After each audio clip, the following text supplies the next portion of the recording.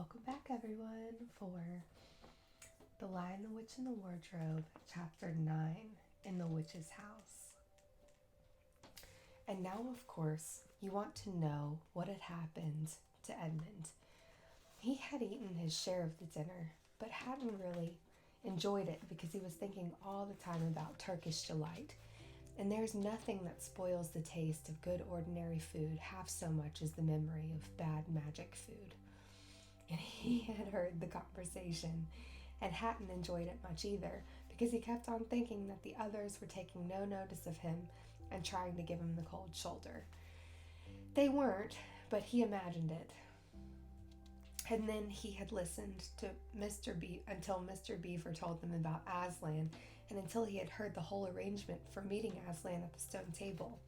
It was then that he began, very quietly, to edge himself under the curtain which hung over the door. For the mention of Aslan gave him a mysterious and horrible feeling, just as it gave the others a mysterious and lovely feeling. Just as Mr. Beaver had been repeating the rhyme about Adam's flesh and Adam's bone, Edmund had been very quietly turning the door handle, and just before Mr. Beaver had begun telling them that the White Witch wasn't really human at all, but was half a djinn and half a giantress, Edmund had got outside into the snow and cautiously closed the door behind him. You mustn't think that even now Edmund was quite so bad that he actually wanted his brother and sisters to be turned into stone. He did want Turkish delight and to be prince, and later a king, and to pay Peter out for calling him a beast. As for what the witch would do with the others, he didn't want her to be particularly nice to them, certainly not to put them on the same level as himself, but he managed to believe, or to pretend he believed, that she wouldn't do anything very bad to them. Because, he said to himself, all these people who say nasty things about her are her enemies, and probably half of it isn't true. She was jolly nice to me, anyway, much nicer than they are. I expect she is the rightful queen, really. Anyway, she'll be better than that awful Aslan. At least, that was the excuse he made in his own mind for what he was doing. It wasn't a very good excuse, however, for deep down inside him, he really knew that the White Witch was bad and cruel. The first thing he realized when he got outside and found the snow falling all around him was that he had left his coat behind in the beaver's house. And of course, there was no chance of going back to get it now. The next thing he realized was that the daylight was almost gone, for it had been nearly 3 o'clock when they sat down to dinner, and the winter days were short. He hadn't reckoned on this, but he had to make the best of it. He turned up his collar and shuffled across the top of the dam. Luckily, it wasn't so slippery since the snow had fallen, to the far side of the river. It was pretty bad when he reached the far side. It was growing darker every minute, and with that and the snowflakes swirling all around him, he could hardly see 3 feet ahead. And then, too, there was no road. He kept slipping into deep drifts of snow and skidding on frozen puddles, and tripping over fallen tree trunks, and sliding down steep banks, and barking his shins against rocks, till he was wet and cold and bruised all over.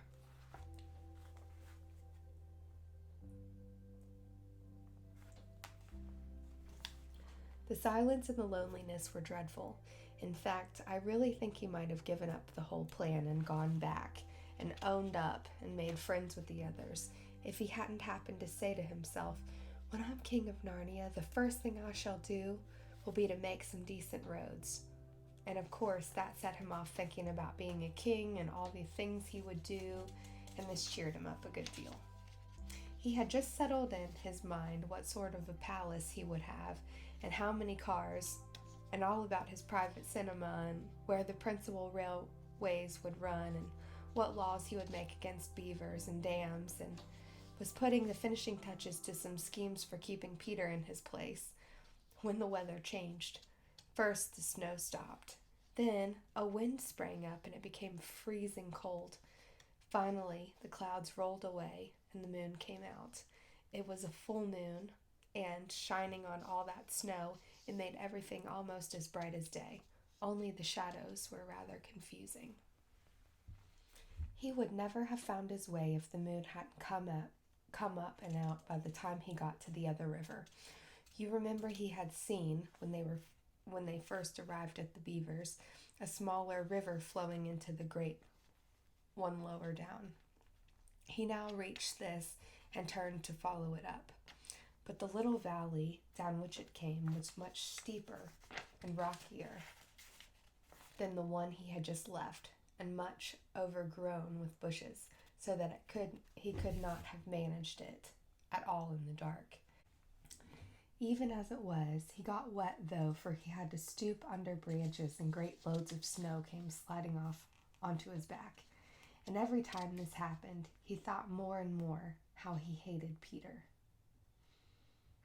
Just as if all this had been Peter's fault. But at last he came to a part where it was more level and the valley opened out. And there, on the other side of the river, quite close to him, in the middle of the little plain between the two hills, he saw what must be the White Witch's house, and the moon was shining brighter than ever. The house was really a small castle. It seemed to be all towers, little towers with long pointed spires on them, sharp as needles. They looked like huge dunces' caps or sorcerers' caps, and they shone in the moonlight, and their long shadows looked strange on the snow. Edmund began to be afraid of the house, but it was too late to think of turning back now. He crossed the river on the ice and walked up to the house. There was nothing stirring, not the slightest sound anywhere. Even his own feet made no noise on the deep, newly fallen snow. He walked on, past corner after corner of the house, and past turret after turret to find the door.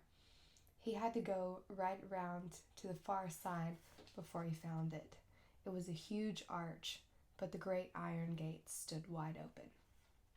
Edmund crept up to the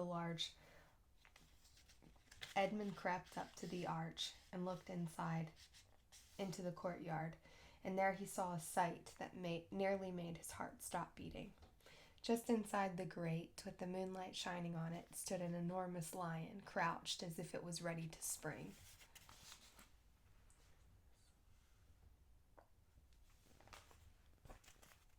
And Edmund stood in the shadow of the arch, afraid to go on and afraid to go back, with his knees knocking together.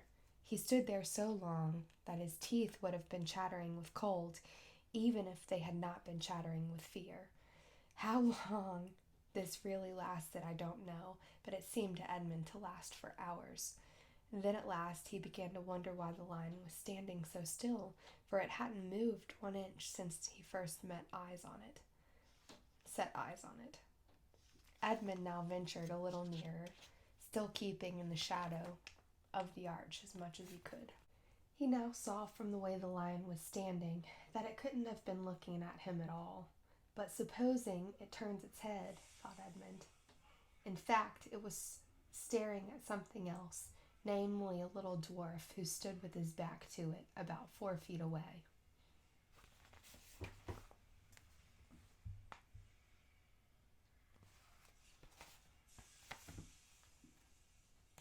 Aha, thought Edmund, when it springs at the dwarf, then will be my chance to escape.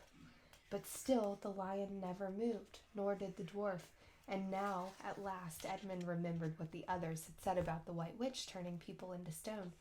Perhaps this was only a stone lion, and as soon as he thought of that, he noticed that the lion's back and the top of its head were covered with snow. Of course it must only be a statue. No living animal would have let itself get covered with snow.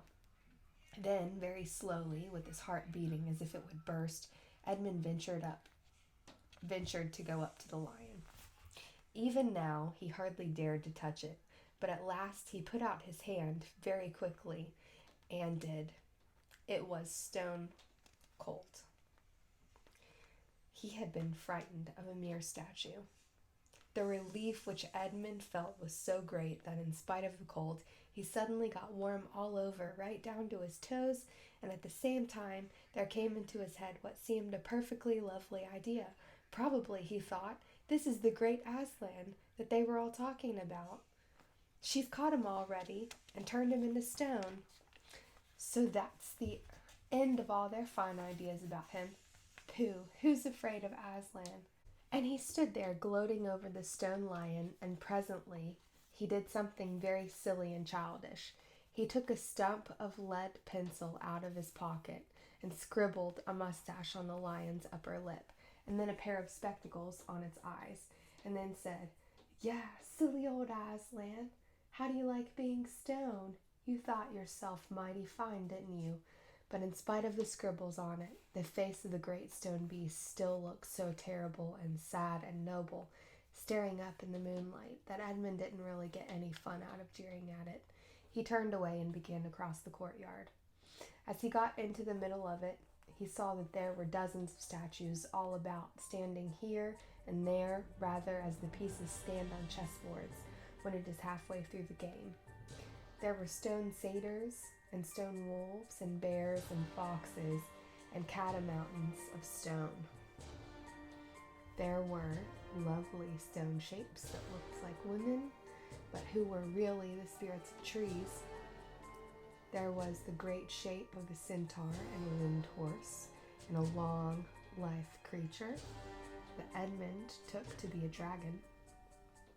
They all looked so strange standing there, perfectly lifelike, and also perfectly still in the bright, cold moonlight, that it was eerie work crossing the courtyard. Right in the very middle stood a huge shape like a man, but as tall as a tree, with a fierce face and shaggy beard, and a great club in its right hand. Even though he knew that it was only a stone giant and not a live one, Edmund did not like going past it. He now saw that there was a dim light showing from a door on the far side of the courtyard. He went to it. There was a flight of stone steps going up to an open door. Edmund went up them. Across the threshold lay a great wolf. "That's all right.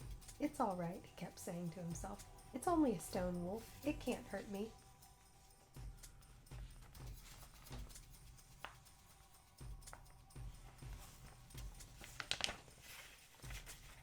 And he raised his leg to step over it. Instantly, the huge creature rose, with all the hair bristling along its back, opened a great red mouth, and said in a growling voice, "Who's there? Who's there? Stand still, stranger, and tell me who you are." "If you please, sir," said Edmund, trembling so that he could hardly speak. "My name is Edmund, and I'm the son of Adam that Her Majesty met in the woods that other day, and I've come to bring her the news that my brother and sisters are now in Narnia, quite close, in the beaver's house. She wanted to see them." "I will tell Her Majesty," said the wolf. "Meanwhile, stand still on the threshold, as you value your life." And then it vanished into the house. Edmund stood and waited, his fingers aching with cold and his heart pounding in his chest. And presently the gray wolf, Maugrim, the chief of the witches' secret police, came bounding back and said, come in, fortunate, favorite of the queen, or else not so fortunate." And Edmund went in, taking great care not to tread on the wolf's paws. He found himself in a long, gloomy hall with many pillars full, as the courtyard had been, of statues. The one nearest the door was a little fawn, with a very sad expression on its face, and Edmund couldn't help wondering if this might be Lucy's friend. The only light came from a single lamp, and close beside this sat the White Witch. "I come, your Majesty," said Edmund, rushing eagerly forward. "How dare you come alone?" said the witch in a terrible voice. "Did I not tell you to bring the others with you?" "Please, your Majesty," said Edmund, "I've done the best I can. I've brought them quite close. They're in the little house on top of the dam just up the river with Mr. and Mrs. Beaver." A slow, cruel smile came over the witch's face. "Is this all your news?" she asked. "No, your Majesty," said Edmund, and proceeded to tell her all he had heard before leaving the beaver's house. "What? Aslan!" cried the queen. "Aslan? Is this true?" if I find out you have lied to me. Please, I'm only repeating what they said, stammered Edmund. But the queen, who was no longer attending to him, clapped her hands. Instantly, the same dwarf whom Edmund had seen with her before appeared. "Make ready our sledge," ordered the witch, "and use the harness without bells."